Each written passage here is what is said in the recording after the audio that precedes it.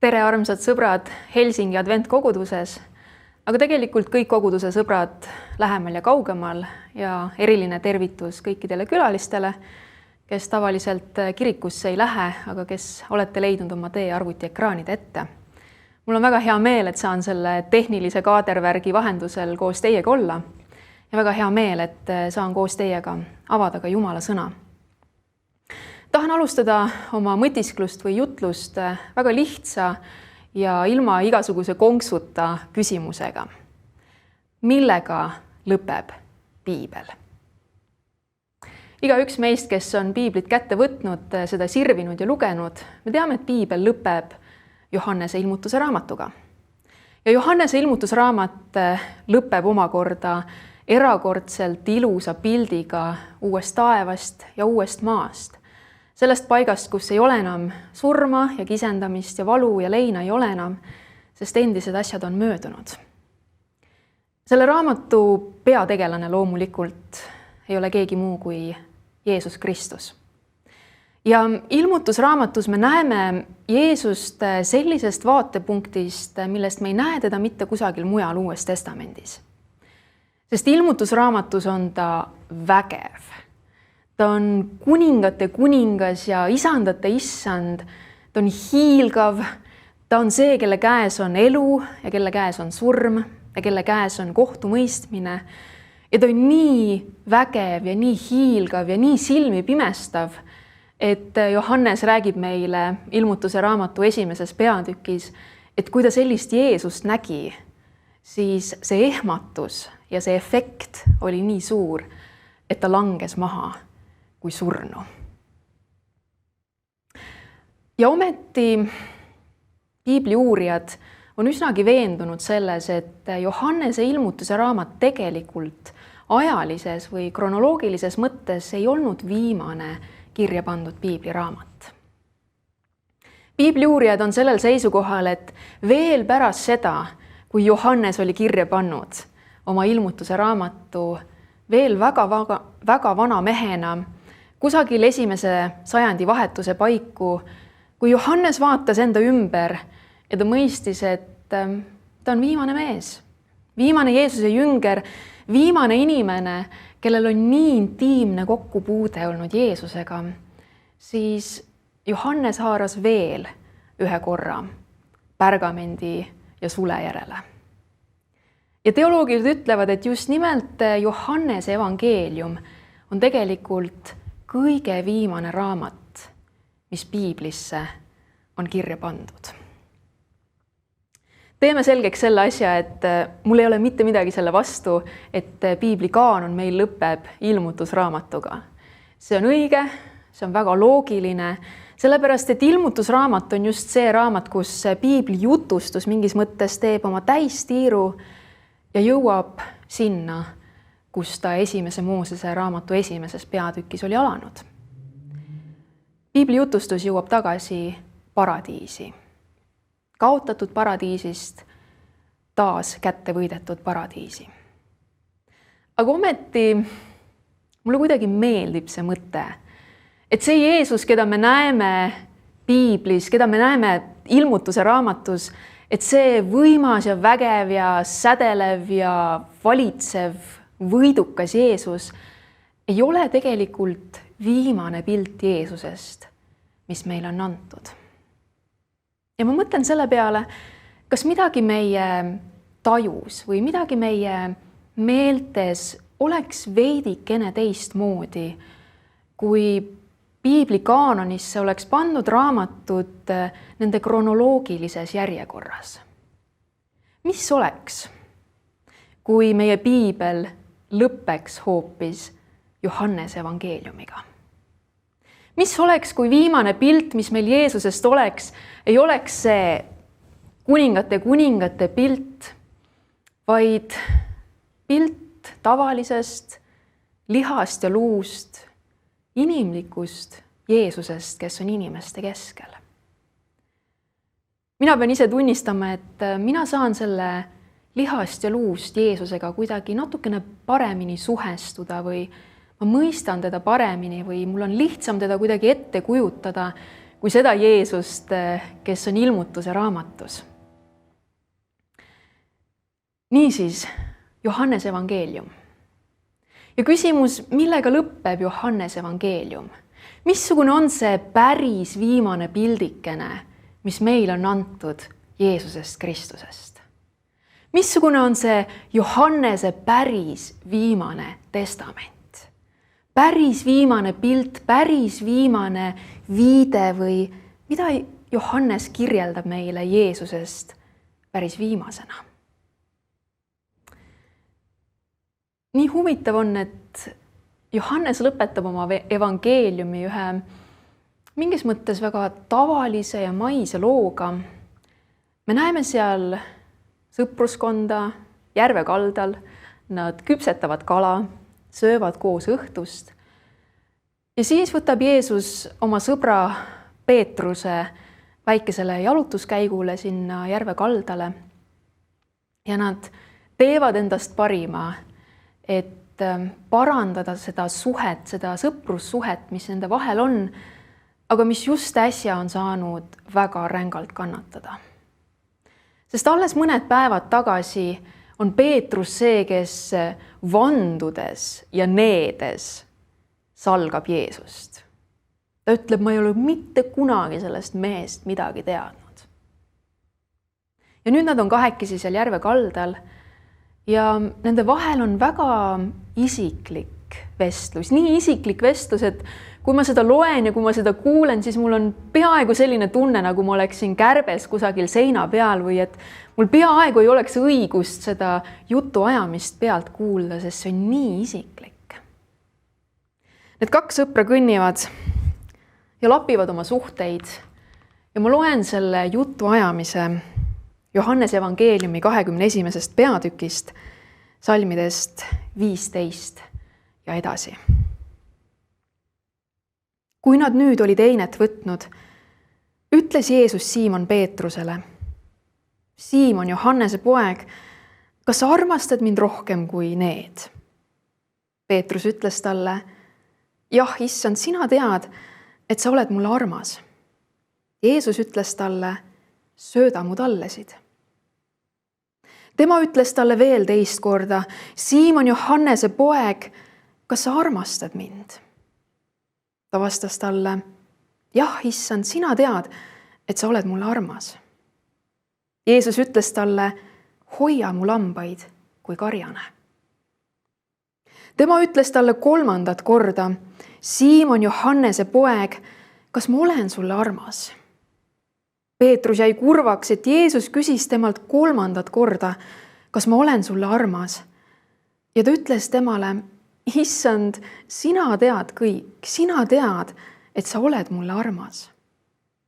Jeesus ütles talle, sööda mu lambaid.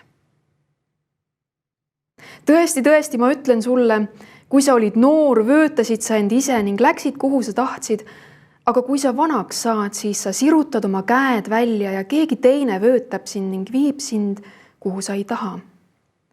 Aga seda ta ütles vihjates, missuguse surmaga Peetrus pidi Jumalat austama.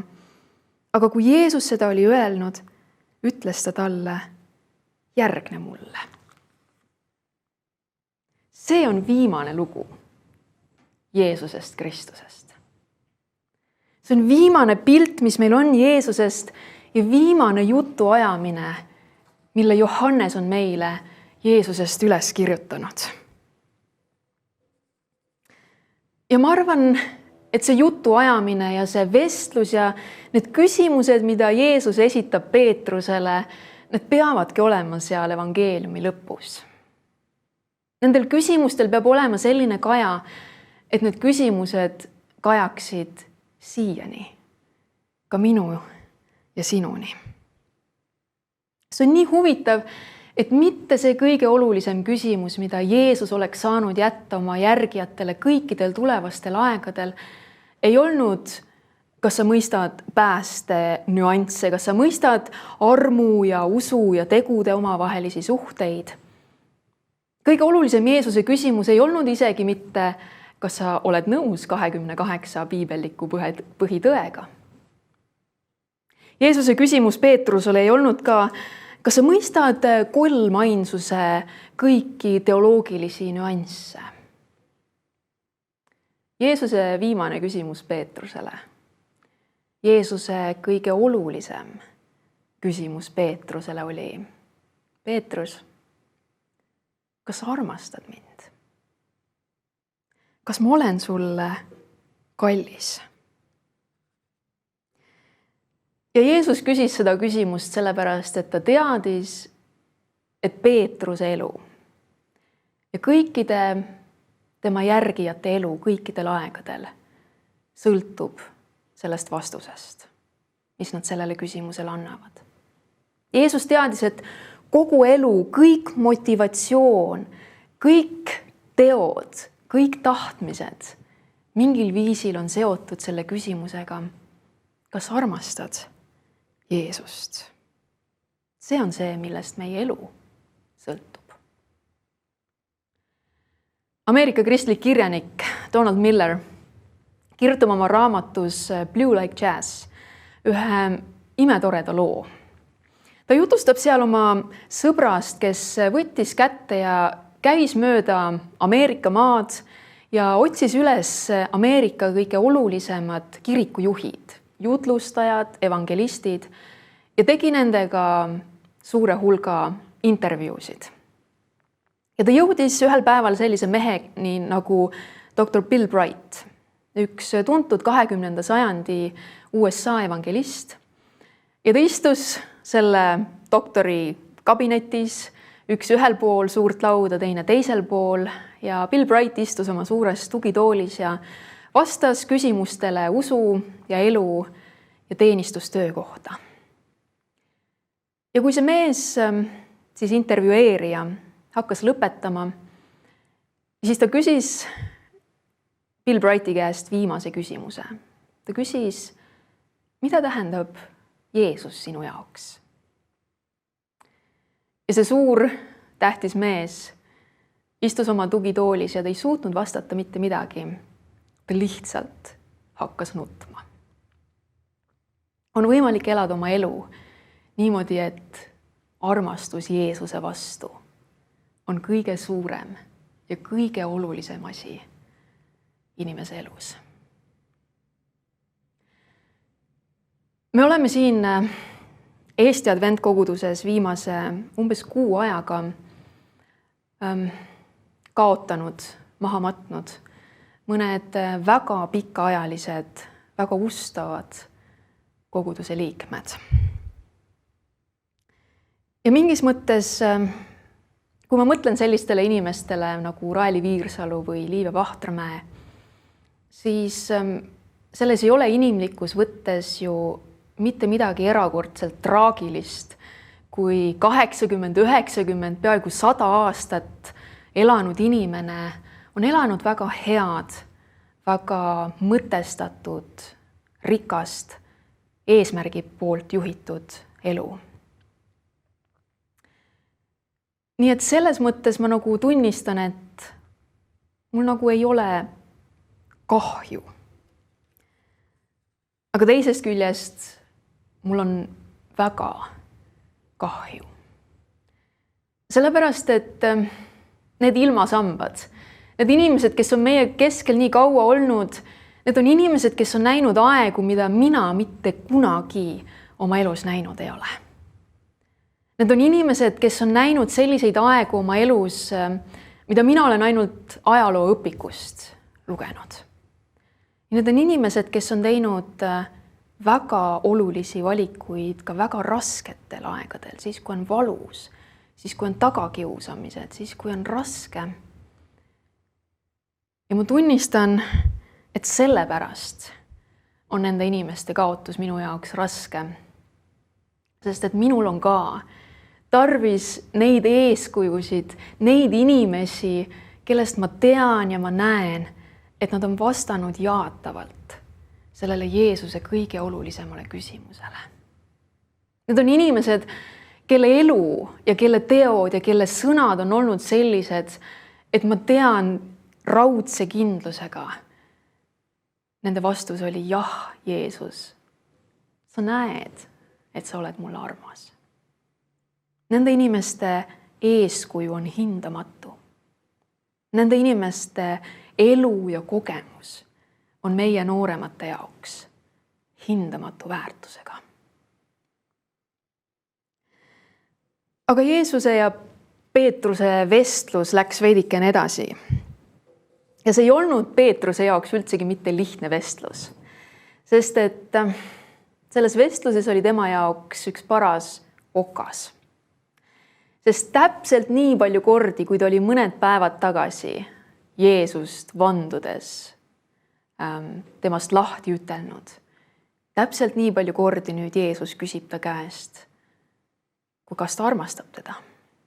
Ja Peetrusel on valus, sest see kogemus on tema jaoks veel liiga valus ja liiga hiljutine.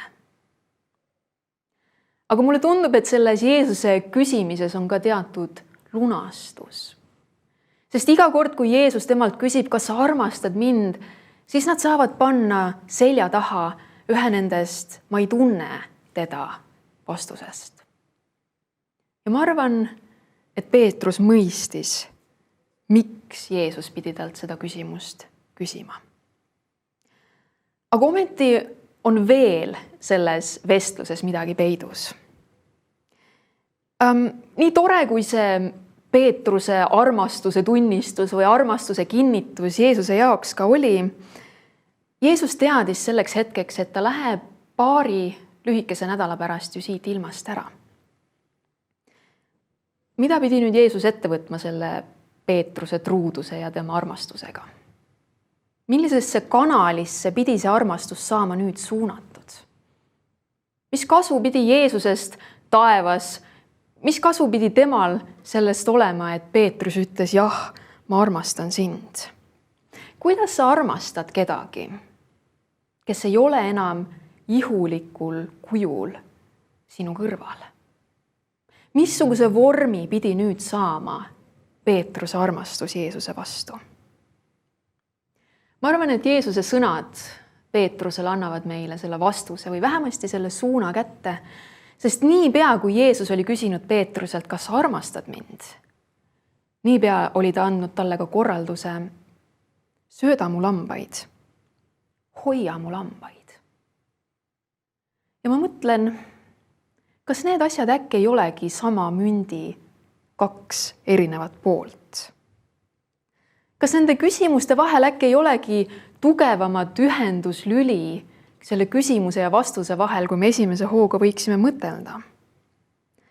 Äkki see vastus või see Jeesuse korraldus tähendab, et kõige parem viis, kuidas Peetrus saab nüüdsest alates oma armastust Jeesuse vastu üles näidata, on hoolitsedes teiste inimeste eest, koguduse õdede ja vendade eest, teiste Jeesuse jüngrite eest. Peetrus ei saanud ju terve oma ülejäänud elu käia ringi ja vaadata taeva poole ja muudkui õhata ja tema pea ümber ei saanud ju kogu aeg mingisugused väikesed punased südamekesed lennelda, nagu nad tihti multikates on. See armastus, mis temal oli Jeesuse vastu, pidi ju mingil praktilisel viisil temast välja pääsema, mingisse kanalisse voolama.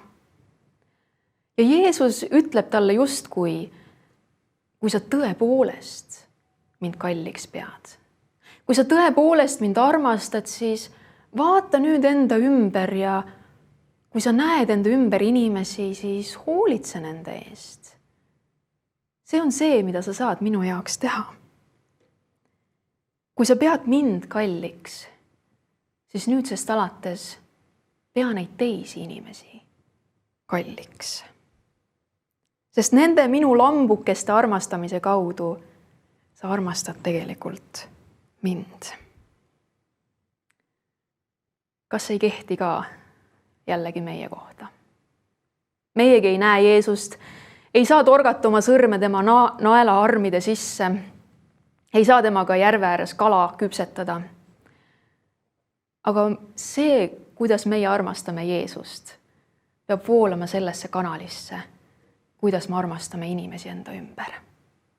Kui sa saad kellelegi helistada, kui sa saad kedagi kinnitada, kui sa saad mõne vana inimese heaks praegu poes käia, kui sa saad kedagi ära kuulata, kui sa saad olla kellegi heaks õlaks, mille najal nutta, kui sa saad anda oma aega, oma raha, oma andeid, vahendeid selleks, et teiste heaks midagi teha, siis selle kõige kaudu sa päriselt armastadki Jeesust.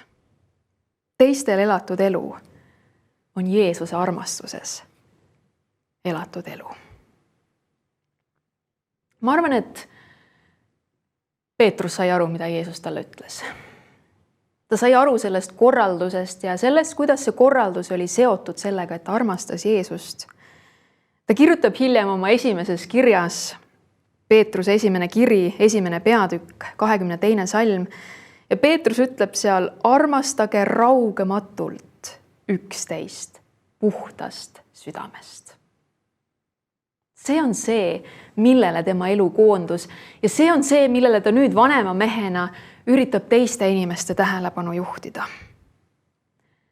Ja selles armastage raugematult üksteist puhtast südamest käsu taga on kuulda Jeesuse kauget küsimust ühel ammusel päeval seal järve ääres kala süües. See viimane pilt Jeesusest on midagi sellist, mis justkui ei lõppekski ära. See viimane pilt Jeesusest, mis meile on antud, tähendab seda, et mingis metafoorilises mõttes kõnnib Jeesus ehk meiegi kõrval.